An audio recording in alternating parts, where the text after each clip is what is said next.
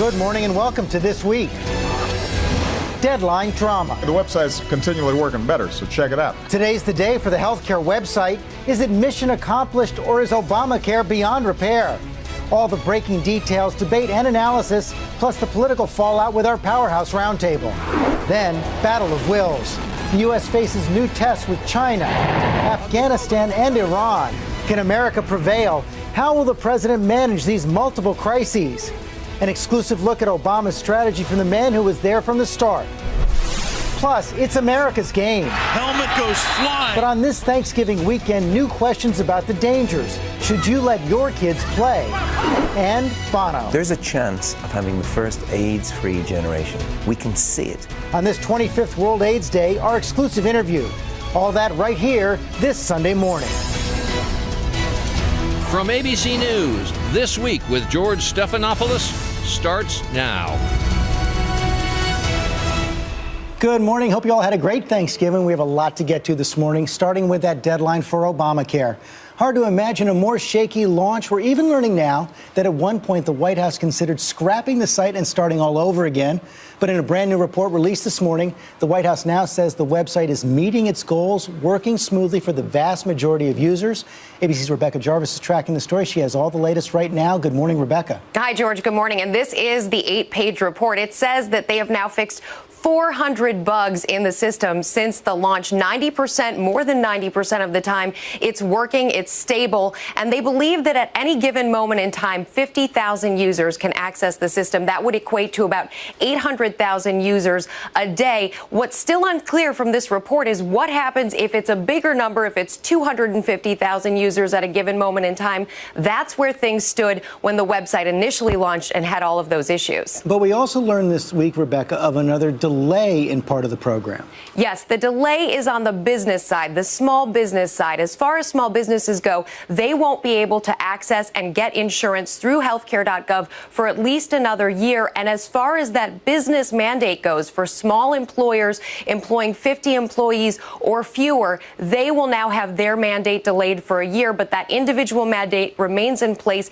If you sign up for HealthCare through the exchange by December 23rd, you should be covered by January 1st. White House holding the line on that individual mandate. I also spoke with the White House official yesterday, said that the enrollment numbers for November are going to come in much stronger than October. The question is going to be, is it good enough? And that is the question, because at the current rate, the rate that we know that this website is running at, if they want to get 7 million people signed up, it will fall short of that number. We're looking at about 1 million people at the current rate signed up in the amount of time that they were expecting. And that could mean for future issues as far as the mandate is concerned, for people and the cost of their insurance, the pools. If the pools are primarily dominated by older, sicker members, then ultimately those premiums will go up in 2015. Okay, Rebecca Jarvis, thanks very much. Let's bring in two key members of Congress, Republican Tom Cole of Oklahoma, Democrat Keith Ellison, Minnesota. They're here along with Peggy Noonan from the Wall Street Journal, David Plouffe, former top advisor to President Obama, and now an analyst with ABC News and Bloomberg. Welcome to you all. And Peggy, let me begin with you. We heard those numbers from the White House right now. The question is, are people really going to believe it? And are they then going to get engaged with that website now? Yeah, that's a great question. A funny thing in life is that even programs can get reputations. You can get a sense that something isn't working. I think the Obamacare problem is two-tier. One is the real problem with the website that has been fascinating and captivating people for 2 months. Beyond that, there is the deeper problem of America discovering what is in the program itself. People losing coverage, the doctor situation, you can't keep them, et cetera, et cetera, et cetera.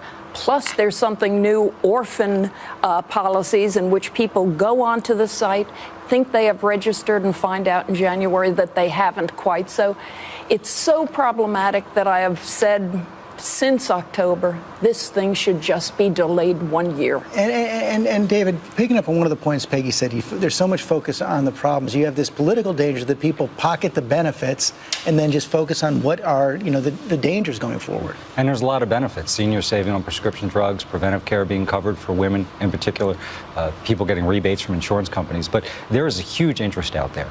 And I think we ought to fast forward a few months here. This has been a rough period, obviously. But by the end of March, most people think you could have 6, 7, 8 million people registered for health care. So the notion that somehow the Republican message is only if there's a rapid increase in enrollments. Right, but you see the interest out there, George. People want health care. They're going to be able to get health care. So if the website's working, and to your question, we live in a very social world right now. People will tell their siblings, or they'll talk to their brothers or sisters or their friends and say, I went on, it was pretty easy, I got health care, I'm happy with the plan. So this is going to be something that person to person is going to get fixed or not. And I think what you're beginning to see is the interest is spiking because the interest is out there. People just need an easy experience. It hasn't been easy. How about that point, Congressman Cole? I think David is right. People are flooding that website. Well, look, you never get a second chance to make a first impression, and the first impression here was terrible. And I think it's going to be an unfolding disaster for the president. There's going to be some winners, there's no question about that, but there's going to be millions of losers, too. People are going to find out their rates are going up. People that have insurance they like are going to be losing it. That's one of the reasons for the postponement of the business mandate. The individual market is pretty tiny compared to what's yet to come. And I think as that unfolds, this thing is going to be an unmitigated political disaster for the president. And will Democrats hold the line and continue to support no more delays? I certainly believe so. I mean, the fact is that we've had healthcare nightmares for the last years, decades, and how people were going bankrupt and how they couldn't get covered, how they were being dropped. We're getting to a point where, yes, there are a few problems we're working through now, but we can see the end of that era and to a new time when people will be able to get sick and get care and not worried about being dropped and not worried about going bankrupt. But you identify one of the problems right there. You're right. There have been problems with healthcare systems long as there have been healthcare systems, but now the government and the president are going to get blamed for every problem. But I'm going to tell you this. I'd rather have our hand than the naysayers. And the reason why is that this website is technology. It's going to get better. It's already better today. And we're only going to be working out more kinks as we go forward. And if you look at the history here, Republicans and conservatives, they said Social Security was socialism, Medicare was socialism, and all this kind of proclamations of doom, when now they are mainstream core programs. And Peggy Noonan, one of the things you do see, even more Republican governors signing up, accepting the program, especially on Medicaid. We just saw Michigan signing up right now on top of Ohio, New Jersey, some big states there. Yes, and lots of people will be making decisions based on money and the agreement they can get with the federal government. But let me say something so old-fashioned. I always thought one of the central mistakes here was obsessing on the issue of insurance and not obsessing on the issue of health care and making sure everybody who gets in an accident, who has some trouble, who doesn't have money, can get treated in America. It seems to me we had some programs that could be deepened, broadened, made good, made better. And insurance is complicated, and we are seeing in this whole website thing and in everything that follows, you can't control that market. It's a big, complicated, nutty, messy market. We shouldn't have a government even have gone in there. Peggy Noonan, I agree with you. Happy Thanksgiving, Ellison. I'm going to tell you right now, I would support Medicare for all. I was ecstatic when we proposed Medicare go down to 55. But, here's a problem, and you got to deal with the system that you have. And there was so much fear, resistance, anxiety around moving to what I think would be a real problem, a real solution, that we ended up with this hybrid. I just think you fell for a bunch of voodoo from I think, Keith, that's actually business where the Democratic guys. Party is going, which is single-payer national health insurance. As I talk to Democrats in Congress, they mostly say this thing hadn't worked, and they're not moving to the right. They're moving further to the left. I think that's a big mistake for them because Medicare is going going bankrupt as it is. Like every other industrialized nation. Democrats would clean it up and allow it to become less expensive, less full of waste and fraud and abuse, show that regard for these systems, and then broaden them. This program was designed to be implemented by the states, and in most of the states that are running their exchanges, it's going quite well. You talked about Medicaid expansion. I think it's just a fact, and it may take till 2017 when this president leaves office. You're going to see almost every state in this country running their own exchanges eventually and expanding Medicaid, and I think it'll work really well then. That's 2017. It is also a fact right now, David Plouffe, that the public seems to have lost confidence in President Obama, both his competence and for the first time in whether he's honest and trustworthy. How does the president turn that around right now? If you were back in the White House right now, you'd be planning that State of the Union coming around in January. What are the keys to rebuilding his profile and his agenda. Right. Well, this has been a tough patch, and it's not just health care. You know, the shutdown affected everybody, confidence in government. But I think let's fast forward to the State of the Union in the months after that. Health care working better, a lot of people signing up, economy continuing to strengthen, hopefully no Washington shutdowns.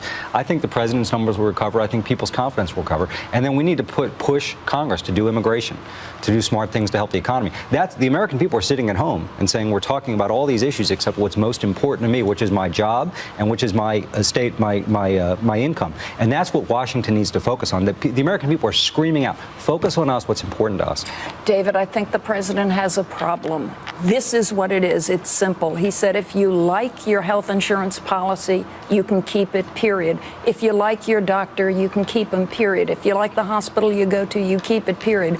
That has all turned out in the past 2 months as Americans have interfaced with this program to be untrue. And the American people look at the president and they think, he's no dummy. He's a really smart guy. And because he's a smart guy, they think, well, that means he deliberately misled us to get his program through. People don't like that. That is another reputation changer, and I think that's problematic for the president going forward the next few months and years. I think he spoke directly to this, and I think people accepted what he had to say. I think people trust this president. I think there's been numbers all over the place, but I'm confident in a few months from now, those trust numbers are going to come up. I think his approval number will come up, and I think more than anything else, as we begin to focus, hopefully, on what really matters to people, and that's what the president, I think, needs to do, and he tried to do it this week out west. Let me bring that to Congressman Cole, especially the issue of immigration. You saw the president go out to visit some protesters on the Mall this week, saying he hasn't given up on Speaker Boehner. Well, Speaker Boehner hasn't given up on him, but that's to say they're awfully disappointed in one another. But on the issues particularly of immigration, any hope for that this year? Not until we get the budget done. Literally, I think the most important thing right now is to make sure we don't have a government shutdown, to make sure that we deal with the debt ceiling. I don't think it's likely, but look, we've stumbled into one before that I didn't think was wise and didn't think should occur.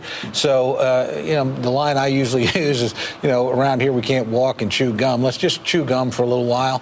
And right now, chewing gum is getting a budget deal and making sure that we don't default when the debt ceiling comes around. I just want to say that I think that everything that the president said and did was in pursuit of trying to get Americans, all Americans, health care. So I think even though he may have said, if you like your decent insurance, your insurance that works, then you can keep it. I think that people really get that. And when he owned it, he said, "Look, man, if you misunderstood what I was trying to say, I'm sorry about that." I think that shows integrity.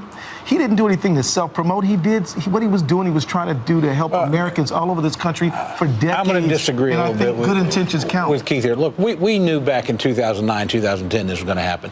The Congressional Budget Office put out studies about it. We made the points, and we now know the administration had plenty of documents warning that millions of people were going to, we're going to lose health care here. So I think this does get to credibility as well as competence. And also these plans, actually, many of these high deductible, high exclusion plans, they were not quality plans in many cases, and the fact is they were for a small, they might work for somebody who had a lot of money saved up, but for other folks, they just didn't. There's a reason those premiums were low. I want you all to stand by. We're going to come back for more Roundtable later.